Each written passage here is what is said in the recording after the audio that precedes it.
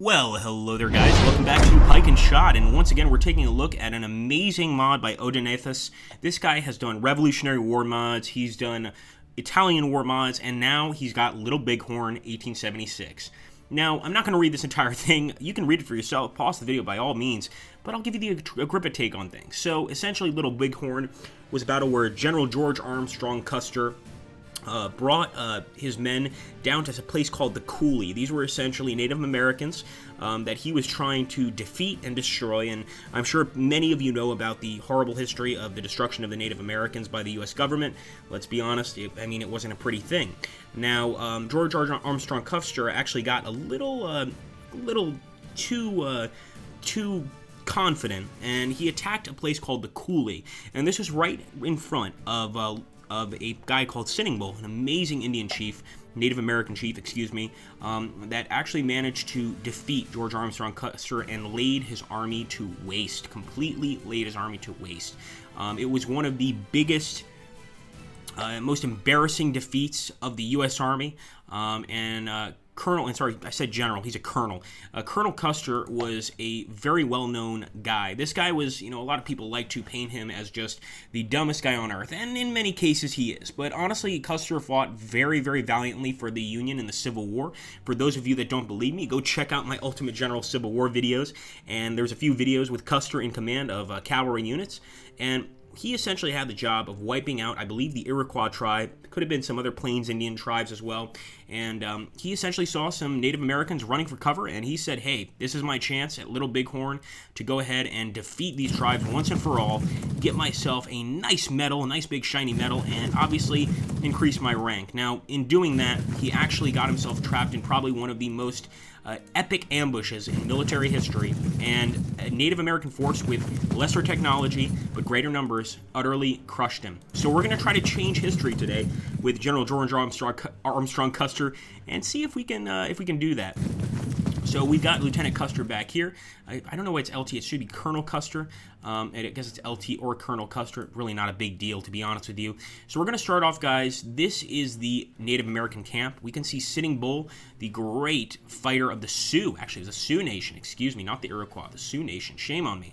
I was thinking back to my time in New York. The Iroquois are an eastern tribe. The Sioux are a Plains Indian tribe. And it was more than just the Sioux. Obviously, at this point, a lot of the tribes had conglomerated together, especially with all of the attacks by the U.S. government. But enough talk. Let's get to the battle. So we already see these Cheyenne warriors, mainly spears, of course. We're going to go ahead and open fire on them with A Company, Milan. And I'm going to move up just a little bit to get a closer shot here. Another shot there. Move these guys in, fire, and we're getting down to Little Bighorn. So far, all we've done is basically opened up against the enemy. We're going to end the turn and let the enemy respond to our attack.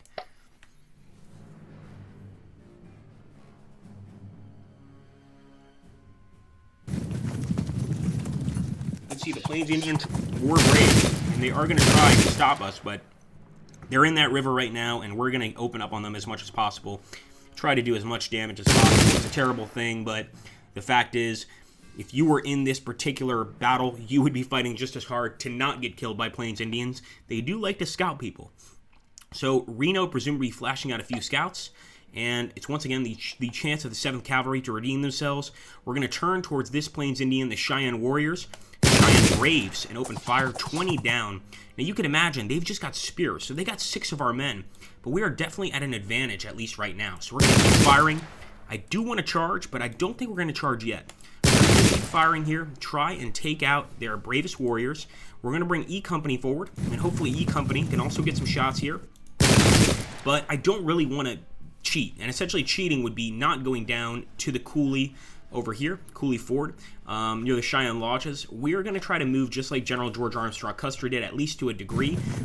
And one thing we're going to do is try to get here to the Little Bighorn River and try to cut the enemy off, essentially. So as you can see, we're moving forward with our group. We're trying to go ahead, but we're going to go to the Medicine Tail Coulee with some of our units, especially with Colonel Custer himself, just to make sure there's no enemies there hiding. There could be.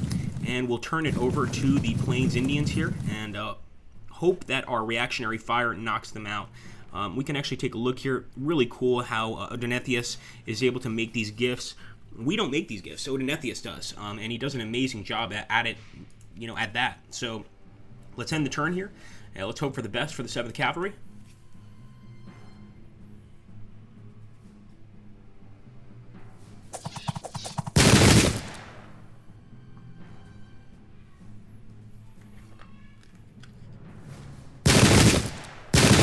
Wow, amazing reactionary fire. We just took down almost 46 of the enemy's units, and still no opposition. Yes, we've caught the bastards napping.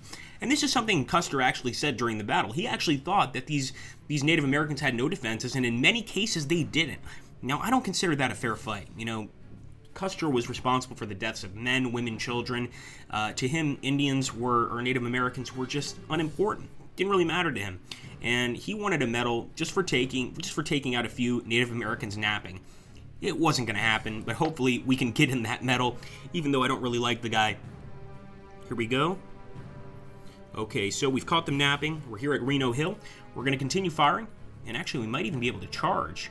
But our chances of a win are actually quite small, and that worries me. And 20, damn, they are getting us some good shots. So I'm going to move G Company led by Lieutenant McIntosh. And I'm going to support, of course, the A Company units, because we've got a lot of guys coming down here that can fire at the Cheyenne Warriors here in the mainstream, and they are in a terrible position. I mean, let's just be honest, they are not in the best position possible, so we're going to keep on firing. They're disrupted now, and we could actually go in with a charge and win. So I'm going to take M Company led by Captain French, and the enemy's going to invade. Look at that. So that's actually not a bad idea. We're going to follow them, though. Continue firing.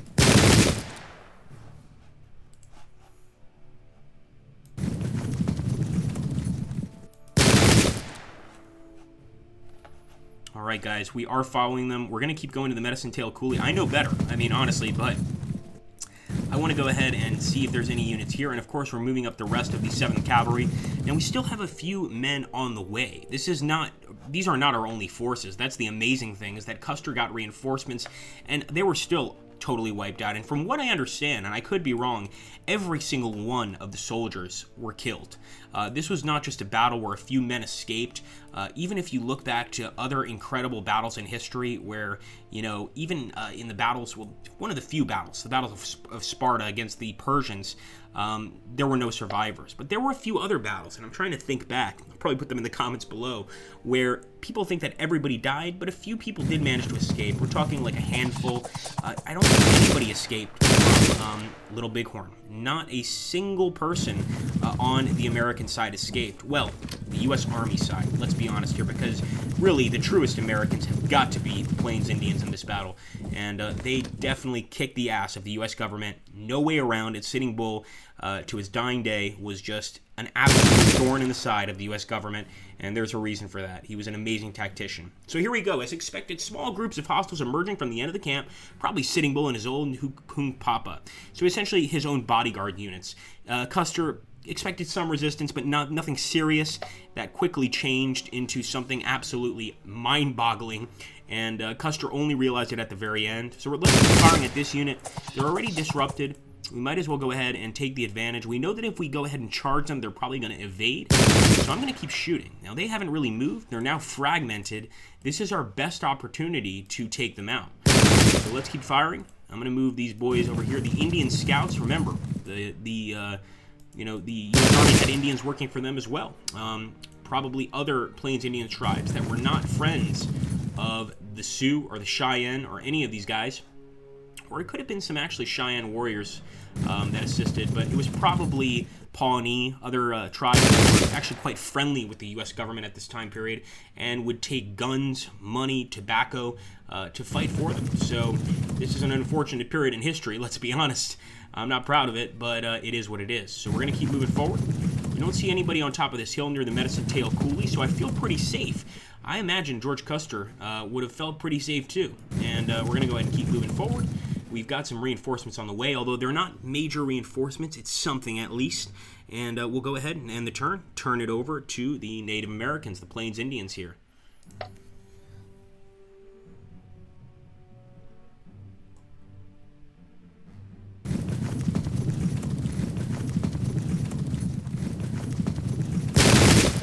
Okay, some reactionary fire by our men. win glory for the 7th Cavalry.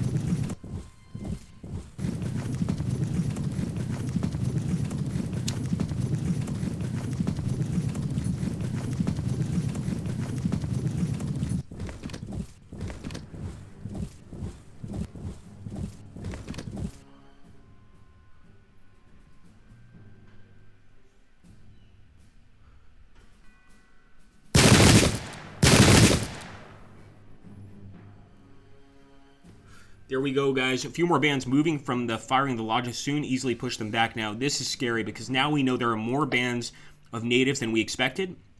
But we also got Benteen's battalion, so that's 2 groups of cavalry that are arriving to help us. Sorry, 3 groups of cavalry arriving to help us. Pretty damn good. And I think we could probably wipe out these Cheyenne warriors. And what did I tell you guys? The Cheyenne were fighting with the Sioux. I was correct. The Cheyenne Braves, and they were amazing. There's a movie out there with Dustin Hoffman. It's not based on a true story, really, but it's a great film. And it does actually have an Indian chief, a real Indian chief in it. And it's all about the Cheyenne warriors and their society. And they were, in my opinion, some of the coolest Native Americans out there, some of the coolest human beings out there. In fact, that's what they would refer to themselves. They would refer to themselves as human beings because they cared about life. And they would refer to themselves, or to the white man in this case, the U.S. 7th Cavalry or any other U.S. unit that was taking their land as people with no souls, not humans. So it's interesting, that philosophy, but they were, in my opinion, a very caring tribe, and a tribe that you could certainly like. So we can see the Cheyenne, they're not as big as the Sioux, and this is why they conglomerated with the Sioux for protection. They didn't want to be killed by the U.S. 7th Cavalry, they didn't want to be killed by the U.S. government, and that's why they did this. Let's go ahead and open up on those Cheyenne warriors. Let's keep on moving. With M Company, Captain French. And we fragmented another group. Now remember, guys, if we can get enough of these guys to retreat, we're going to have the upper hand. So I'm going to move forward here and look at all of those warriors. That is a little scary. It's looking a bit like our Islandowana battle, which, by the way, you should watch if you haven't already. And we've got Chief Gall here. This was one of many chiefs. It wasn't just Sitting Bull. There was Chief Gall. There's a bunch of other chiefs. We're going to fire here at Chief Gall. He's probably going to bring a lot of morale to the enemy, so I'm going to focus fire on him. I want him to leave the battlefield, and I want him to leave the battlefield totally terrified, so that the rest of the Braves, the Native American Braves, can see that he's leaving the battlefield terrified, and maybe that's going to give us a little bit of breathing room, because we know what's coming, and that is an incredible encirclement by Chief Sitting Bull and his friends. Now, I just complained about the enemy being in a stream. Not a good idea. We don't even get to reposition ourselves. But let's hope that this works, because quite frankly, we're putting ourselves in a dangerous position. And we'll end the turn and turn it over to the Cheyenne and the Sioux, and hope that they don't crush us immediately. But that large group, it actually almost reminds me of the Mongols. Obviously the Europeans thinking that, oh, this is just a few Mongols. All of a sudden, they see an entire horde coming their way, and problems start to happen. Let's end the turn.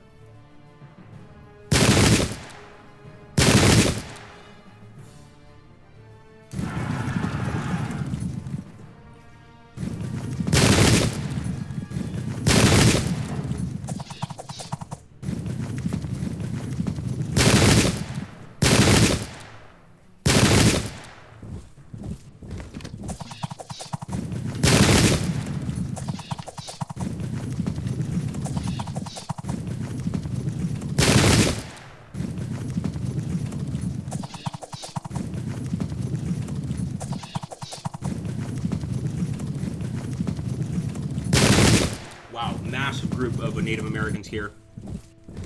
This is, I think, when George Armstrong Custer started to sweat, because he realized, well, this battle was not nearly as simple as I imagined it to be.